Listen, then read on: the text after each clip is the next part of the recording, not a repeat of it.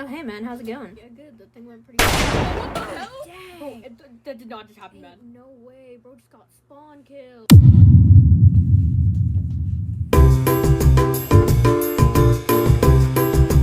On March 30th, 1981, President Ronald Reagan was attending a fundraising arrangement at the Washington Hilton Hotel.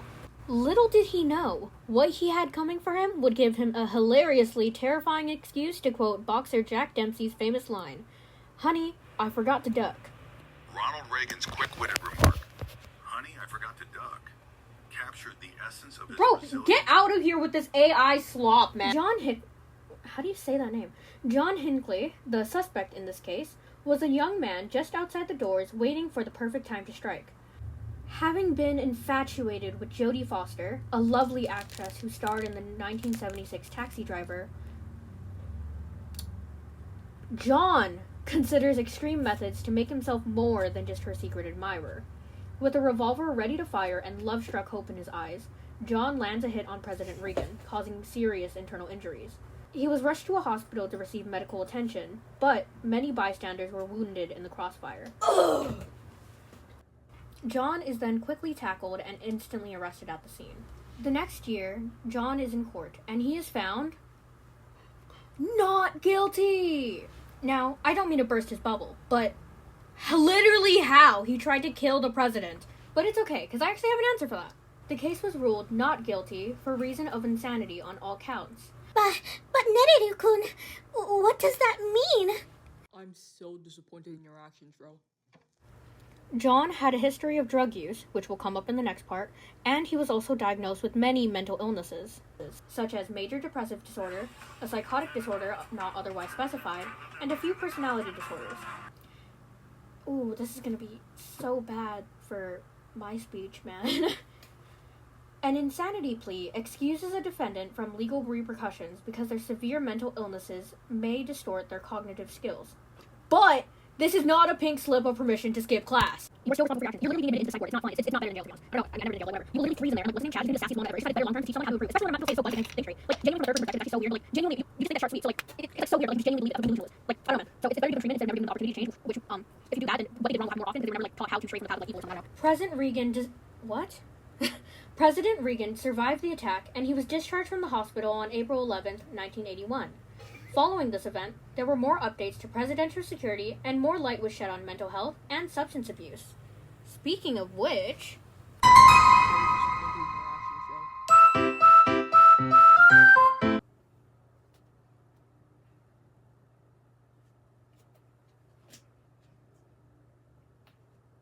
Wait, where's the camera?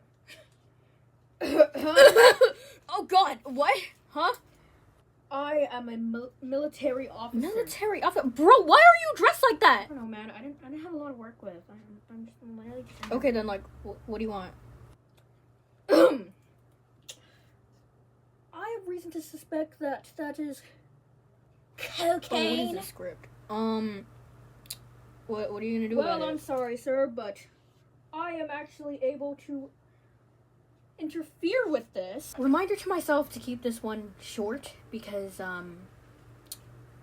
why was I yapping so much, bro? Anyway, let's move forward. President Ronald Reagan made meaningful impacts to the U.S. war on drugs. John Hinckley wasn't the only one who had suffered from drug use.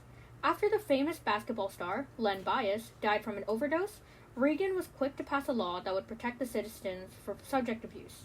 Did I say subject abuse? I meant substance abuse. Sorry, bro. This was the Anti-Drug Abuse Act of 1986. It encouraged protection against drug trafficking and specialized strict penalties for cocaine usage. He also signed a directive that determined drug trafficking was a threat to national security, permitting military officers to assist in anti-trafficking directly. He also founded the South Florida Task Force in 1982 to crack down on smuggling in, can you guess it, Florida! Also, his wife was the leader to an anti-drug campaign, Just Say No, which is directed towards peer pressure and drug abuse surrounding minors. We love women in STEM!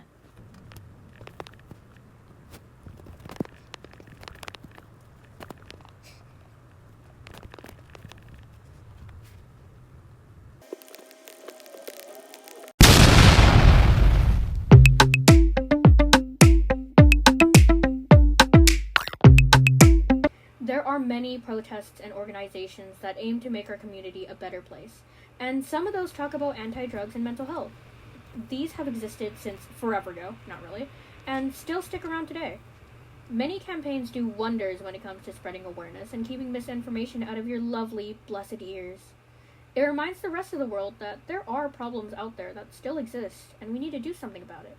But also that there's a way to pick yourself up and keep going after a great fall.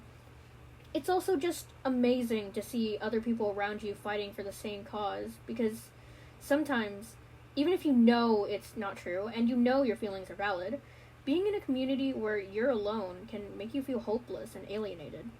It's amazing to have someone let you know, hey, we're in this together. Protests and organizations are a great way to meet people and find common connections, a place to share, and also a place to learn from someone else, too. Okay, so, for the record, the lesson, what I have written down, mental health and anti-drug abuse are two important topics that are important to talk about. These two subjects have been brushed off one too many times, but little by little, from the earlier decades up until now, the contributions we've made to fight for the better makes a remarkably positive impact on our future.